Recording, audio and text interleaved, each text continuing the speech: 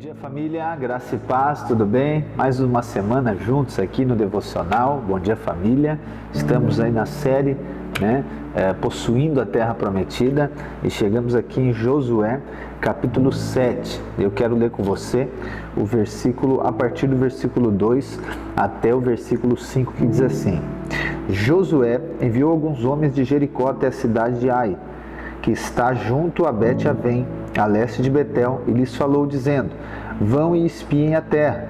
Os homens foram e espiaram a terra, e voltaram a Josué e disseram: não é necessário que vá todo o povo, basta uns 2 ou 3 mil homens para atacar a cidade de Ai. Não fatigue ali todo o povo, porque são poucos inimigos. Assim, apenas uns 3 mil homens do povo foram até lá, os quais fugiram diante dos homens da cidade de Ai.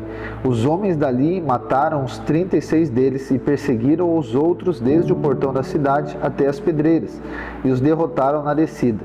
E o coração do povo se derreteu e se tornou como água. Então Josué rasgou a roupa e se prostrou com o rosto em terra diante da arca do Senhor até tarde, ele e os anciãos de Israel, e puseram pó sobre a cabeça. Olha só, gente, então, quero falar nessa semana sobre esse episódio que acontece, está descrito em todo o capítulo 7. Nós vamos aqui desmembrá-lo durante a nossa semana. Mas o fato é que Israel, então, venceu Jericó, acampa em Jericó, toma essa cidade, e aí agora vai avançar para a próxima cidade. E aí é uma cidade pequena, comparada a Jericó, a ponto dos espias orientarem a Josué, dizendo: não precisa ir todo mundo, vai só uma parte, não precisa levar todo o exército. E isso acontece, vai alguns. E depois então eles retornam ali derrotados. Então algo não acontece conforme é o esperado.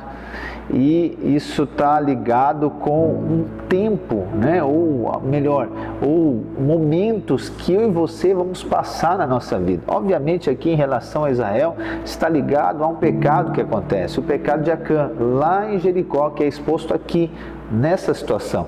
Mas chega momentos da nossa vida, irmãos, que é necessário que eu e você venhamos a recalcular a rota.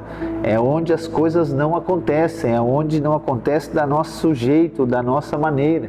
Ou seja, acontece um fracasso, E aqui em Israel nós podemos ver que depois de uma grande vitória, uma grande vitória, uma cidade muito grande, uma vitória maravilhosa, acontece uma derrota por uma cidade muito pequena. Ou seja, uma pequena cidade traz uma frustração tão grande para Israel. Isso pode acontecer na nossa vida. Às vezes, diante de grandes desafios, a nossa atenção ela é redobrada, a nossa intensidade ela é muito grande. Mas às vezes a frustração e o fracasso vêm diante das pequenas coisas. Às vezes, geralmente pode acontecer isso, depois de grandes vitórias, eu e você entrarmos aqui numa espécie de relaxar, não relaxar no sentido do descanso de Deus, que está ligado com a fé, mas o relaxar no sentido de não dar atenção. E aqui que eu e você podemos acabar derrotados. Eu e você costumamos aqui investir energia, investir atenção em coisas muito grandes. Mas ali nas pequenas coisas a gente acaba desleixando, acabamos deixando assim. Ou assim, temos um esforço muito grande para conquistar algo, depois que a gente conquista, acaba fazendo de qualquer jeito. Como se fosse assim, vamos supor que tem uma vaga de emprego. E você quer muito essa vaga de emprego. Então você vai lá, se prepara, estuda, se qualifica, passa as madrugadas, enfim, estudando ali, investindo nisso. Aí você faz lá, enfim, uma prova de alguma maneira e você consegue essa vaga. Você agora está empregado naquilo que você tanto queria, aquilo que é o seu desejo acontece. Só que agora, no seu trabalho, no ordinário, naquele dia a dia, você não consegue cumprir. Você não é comprometido com o trabalho, você chega atrasado, você se torna insuficiente para aquilo. Então, para aquele grande desafio, você desprendeu uma grande força e avançou. Mas agora, para aquela coisa que parece ser menor, aparentemente é menor, porque é o dia a dia, é o ordinário, você agora não consegue ser suficiente e aqui acaba fracassando. Outro exemplo, também, vamos supor que você é muito apaixonado pela sua futura esposa. Então você é apaixonado por ela, você dá presente, você é gentil, você é romântico, você quer conquistar e visita a família e faz aquela história toda, demonstra, expressa o seu amor e aí você de fato conquista ela. E aí você casou, mas depois que você casou, você não consegue repetir as mesmas atitudes. Ou seja, diante de um grande desafio, você foi muito bem, você creu, você avançou. Entende? Conquistou a primeira cidade, como se fosse Jericó. Mas diante agora das pequenas coisas, você acabou fracassando.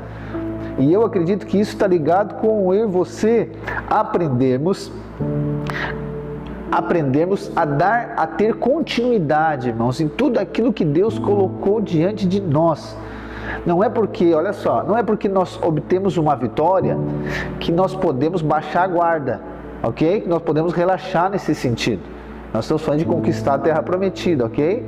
Não quer dizer que algo aconteceu também que não deve ser comemorado, deve ser celebrado. Sim, né? Vamos pegar aqui na história de Israel. Jericó foi derrubado, caiu as muralhas, ok? Vamos celebrar, vamos nos alegrar, mas também não podemos tirar o pé, entende? Não podemos baixar a guarda totalmente, não podemos achar que está tudo certo porque nós tivemos uma vitória. Não, eu e você precisamos permanecer constantes.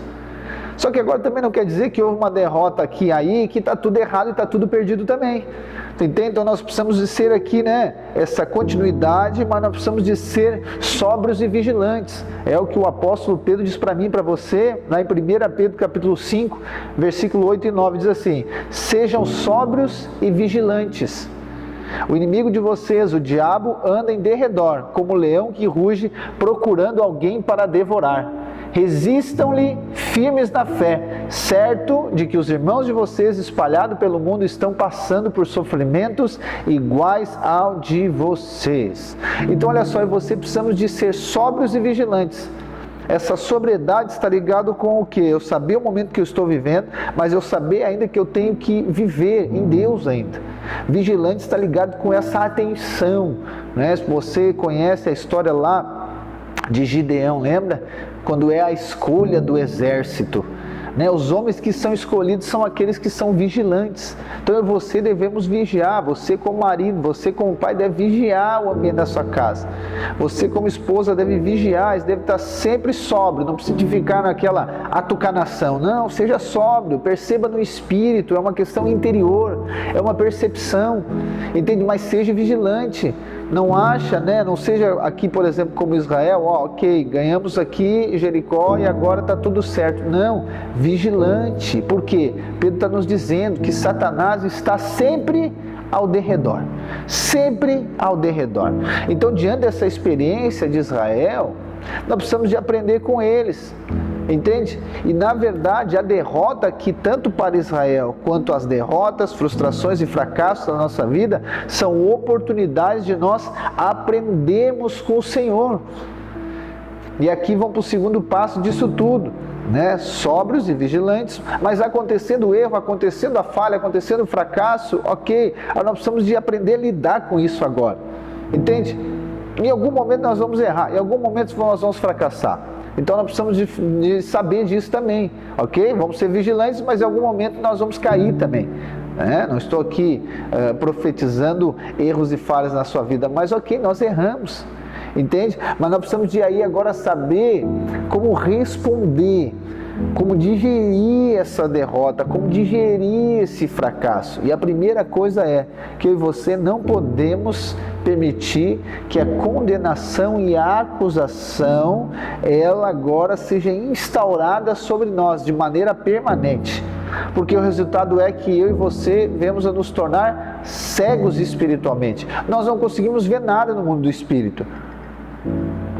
Porque Satanás vem, né? A condenação é um espírito e ela impede que você consiga sair da condição, né? Mas assim como Israel, assim como os momentos que nós vamos viver, talvez seja o momento que você está vivendo. Eu quero dizer que esse é o momento que nós devemos recalcular a rota. Aconteceu um erro, devemos assumir, aconteceu um erro. Nós não podemos maquiar um erro, como se não tivesse acontecido nada. Não, aconteceu um erro, ponto. Mas nós precisamos de ver, só um pouquinho. Vamos de aqui ver a maneira que essa rota tem que ser recalculada. Por quê? Existe uma promessa, existe uma terra prometida. Eu e você não devemos parar. Por ter acontecido um erro, não devemos parar, não devemos entrar em desespero, não devemos desanimar, ok? Mas nós devemos agir com sabedoria. Então existem muitas pessoas que diante dessas circunstâncias de fracasso, de frustração, elas tendem sempre o quê? A questionar a Deus. Deus, o porquê que isso está acontecendo? Por que aconteceu isso comigo? Eu estava fazendo tudo certo, eu fiz tudo certo, eu estava sendo aqui orientado pelo Senhor, isso aconteceu comigo, agora que eu estou comportando melhor, agora que eu estou fazendo as coisas certas, aconteceu isso comigo. Só que preste atenção, essa não é a maneira certa de responder a um fracasso, não é. Por quê? Porque no seu discurso você não está aceitando o que aconteceu, mesmo que o fato já está consumado, já aconteceu o fracasso, já aconteceu o erro, sendo de você ou sendo de outra pessoa, já aconteceu, né? Como nós falamos, não adianta chorar o leite derramado, não é essa expressão usada? Então não tem o que fazer, nós precisamos de agora o quê? Nós precisamos de resolver isso, por isso que é recalcular a rota. Ok? Não podemos parar, não podemos desanimar, não podemos desesperar, mas também não podemos ficar questionando a Deus. Entende? Devemos de, aceitar a situação. Aconteceu um erro. E aqui você pode conversar com Deus, melhor você deve conversar com Deus, você deve perguntar para Deus, mas não questioná-lo porque aquilo aconteceu com você. Você deve perguntar: Senhor, o que o Senhor quer me ensinar diante dessa situação? O fracasso já aconteceu, não foi Deus que promoveu o fracasso, somos nós que promovemos, somos nós, o erro foi de Israel, não foi de Deus. Ok? Só que agora a nossa pergunta deve ser: Senhor, o que o Senhor quer me ensinar com isso? Eu quero dizer para você, acredite em mim, é o momento de recalcularmos a rota e de nós experimentarmos o ensino de Deus a fim de nós voltarmos, aonde nós paramos e assim nós continuarmos avançando para conquistar a terra prometida. Amém? Deus abençoe a sua vida.